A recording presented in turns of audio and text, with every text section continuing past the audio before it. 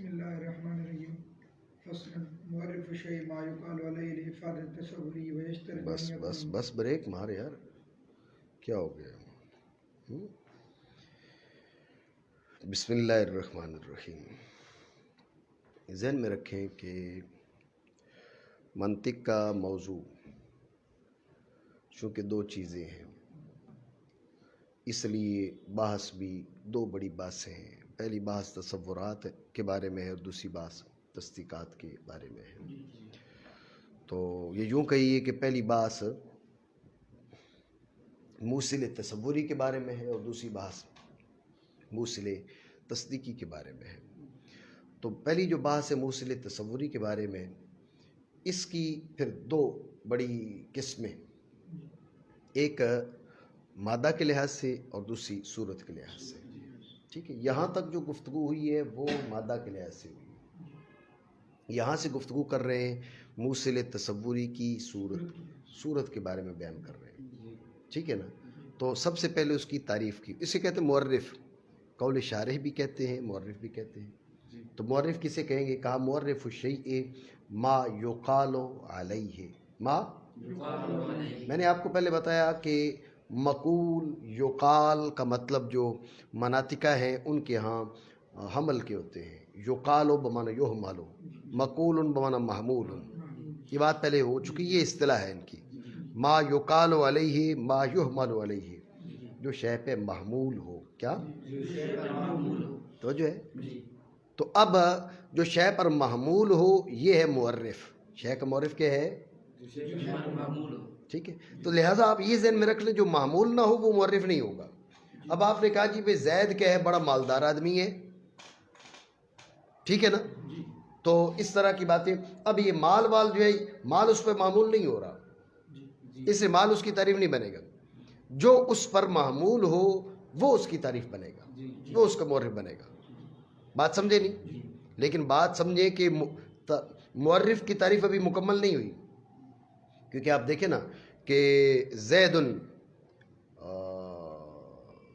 عالم، یا عالم بھی تو محمول ہے، زید عاقل یہ بھی محمول ہے، نہیں ہے؟ تو اگر آپ کہتے ہیں آپ کہتے ہیں معرف وہ ہے جو محمول ہو، جو محمول ہے وہ معرف ہو، تو اب عالم عاقل فاضل وغیرہ یہ سارے کے سارے کیا ہے؟ یہ بھی بن جائیں گے، کیا وہ معرف بن جائیں گے؟ حالانکہ یہ تو معرف نہیں ہے۔ زید قائم، اب قائم بھی تو محمول ہے، تو کیا قائم بھی ہے معرف ہے؟ کا لافادۃ تصور ہی۔ حمل کی پھر دو قسمیں ہیں، حمل برائے افادہ تصور اور حمل اس کے علاوہ۔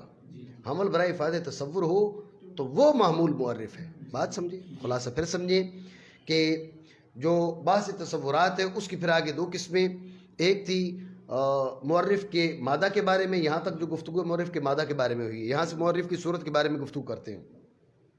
معرف کی جو صورت ہے اس کو بیان کرنے سے پہلے معرف کی تعریف کرتے ہیں۔ معرف کس کو کہتے ہیں؟ ما یقال علی شیء لافادۃ تصورہ، ما یقال من یحمل، کیونکہ اصطلاح ان کی ما یحمل علی شیء۔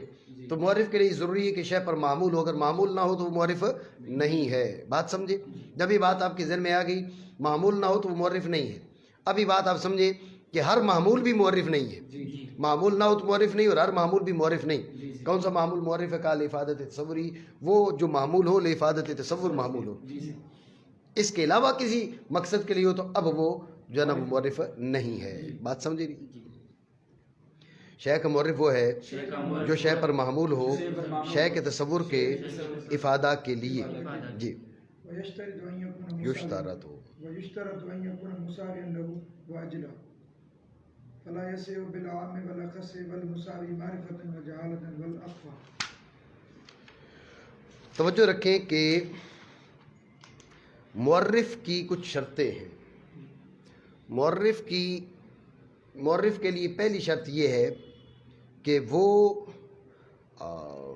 مصداق کے لحاظ سے معرف کے مساوی ہو، نہ عام ہو نہ اخص ہو، مباین تو ہو ہی نہیں سکتا کیونکہ وہ تو معمول ہی نہیں ہوگا۔ سمجھے بات کو؟ معرف کے لیے پہلی شرط یہ ہے کہ وہ مصداق کے لحاظ سے وہ معرف کے مساوی ہو، اس میں اور معرف میں نسبت تساوی کی ہو۔ تباین کی تو ہو ہی نہیں سکتی کیونکہ وہ معمول ہی نہیں ہوتا۔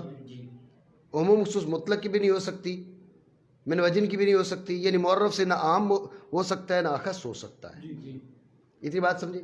یہ ہو گیا مصداق کے لحاظ سے. رہی بات معرفت کی، ذہن میں رکھنا معرفت کے لحاظ سے مساوی بھی نہیں ہو سکتا. مصداق کے لحاظ سے مساوی ہونا ضروری ہے نا. معرفت کے لحاظ سے مساوی ہو تو وہ معرف نہیں بنے گا، بلکہ اجلا ہونا ضروری ہے. جب مساوی نہیں ہو سکتا معرفتاً و جہالتاً تو اخفت ہو ہی نہیں سکتا نا. معرف کے اگر مساوی ہے معرفت میں تو یہ معرف نہیں بن سکتا، اجلا ہونا ضروری ہے. ذہن میں رکھے جب اجلا ہونا ضروری ہے تو مساوی نہیں ہو سکتا، مساوی نہیں ہو سکتا تو اخفا تو بطریق اولا نہیں ہو سکتا. نہیں سمجھو؟ یہ دو شرطیں بیان کی ہیں، مزید بات آگے آ رہی ہے. اور شرط کیا گیا ہے کہ ہو مساوی معرف کے اور اجلا.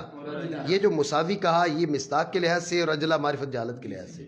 ٹھیک ہے، تو نہیں درست ساتھ عام کے اور اخص کے، یہ ہو گیا مصداق کے لحاظ سے. اور مساوی عذر معرفت و جہالت کے اور اخفا کے. جی والتعريف بالفصل القريب حد وبالخاصة رسم فإن كان مع الجنس القريب فتام وإلا فناقص. توجہ ہے، ذہن میں رکھیں کہ معرف کی دو بڑی قسمیں، ایک ہے حد اور ایک ہے رسم. تو اگر تعریف میں فصل قریب موجود ہے تو وہ حد ہے، خاصہ موجود ہے تو رسم ہے. فصل قریب ہے تو حد ہے، خاصہ ہے تو رسم ہے. فصل قریب کے ساتھ جن سے قریب ہے نہیں ہے. جن سے قریب ہے تو وہ اب حد تام. جن سے قریب نہیں ہے توجہ رکھنا، جن سے قریب نہیں ہے تو حد ناقص. عام مزی جن سے بعید ہو یا وہ بھی نہ ہو، اکیلی فصل قریب ہو. ٹھیک ہے. اسی طرح خاصہ کے ساتھ جن سے قریب ہے یا نہیں ہے. خاصہ کے ساتھ جن سے قریب ہے تو حد رسم تام. جن سے قریب نہیں ہے عام مزید جن سے بعید ہو یا جن سے بعید بھی نہ ہو تو رسم ناقص.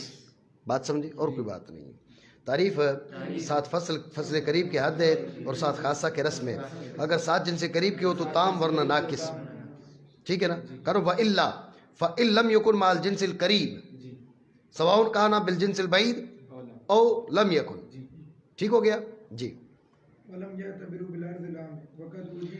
ذہن میں رکھیں کہ ایک ہو گئی ہے آپ کی نو، وہ بنے گی معرف. ذہن میں رکھنا نو بنے گی معرف.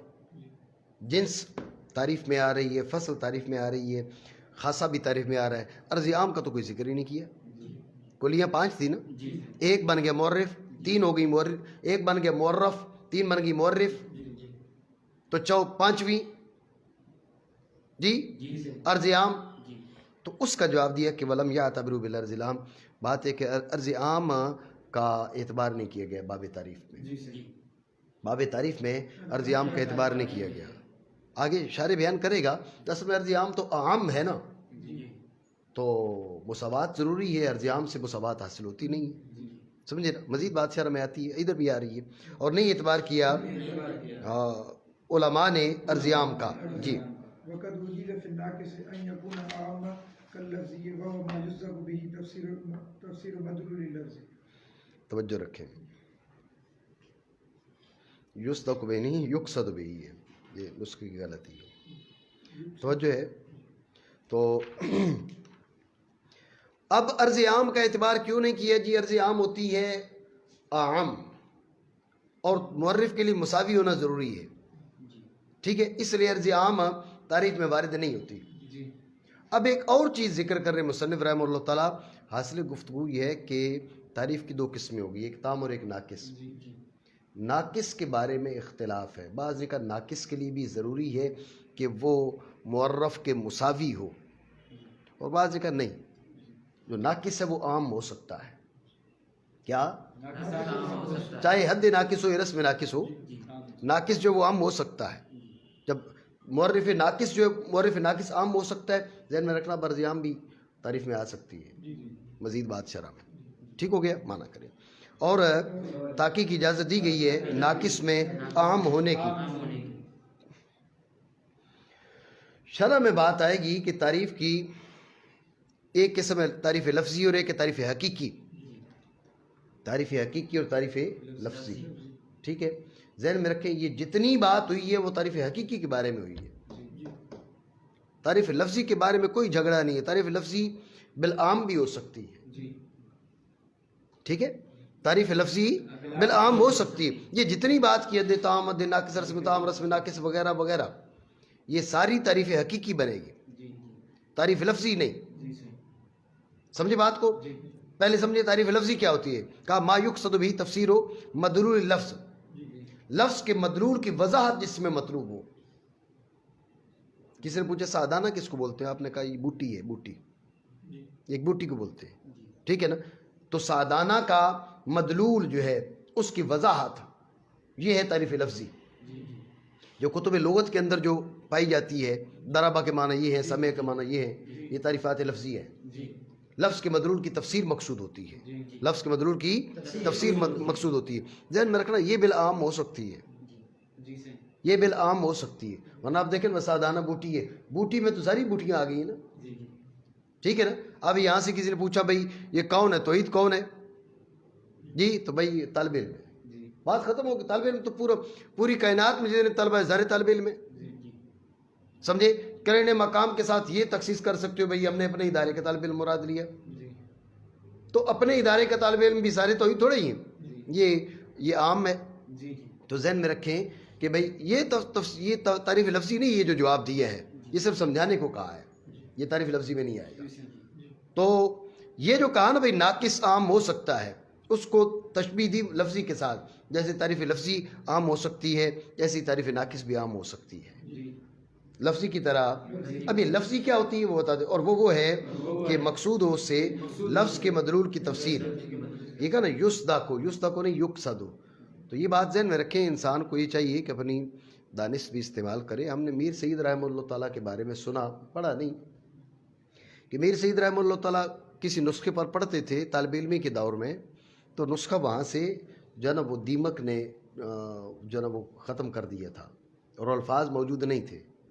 ٹھیک ہے، تو میر سید رحمہ اللہ تعالیٰ نے اپنی فکر سے وہاں کچھ الفاظ کا اضافہ کیا، اور بعد میں پتہ چلا کہ میر سید رحمہ اللہ تعالیٰ نے جن الفاظ کا اضافہ کیا دوسرے نسخے میں بے نہا وہی الفاظ موجود تھے.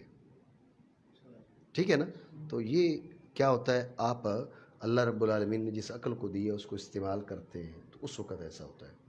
ابھی یہ یسدا کو بھی، یہ یسدا کو اب دیکھیں نا اس کے معنی کیا بنیں گے، یہ تھوڑی بہت تو انسان کو سوچ لینا چاہیے.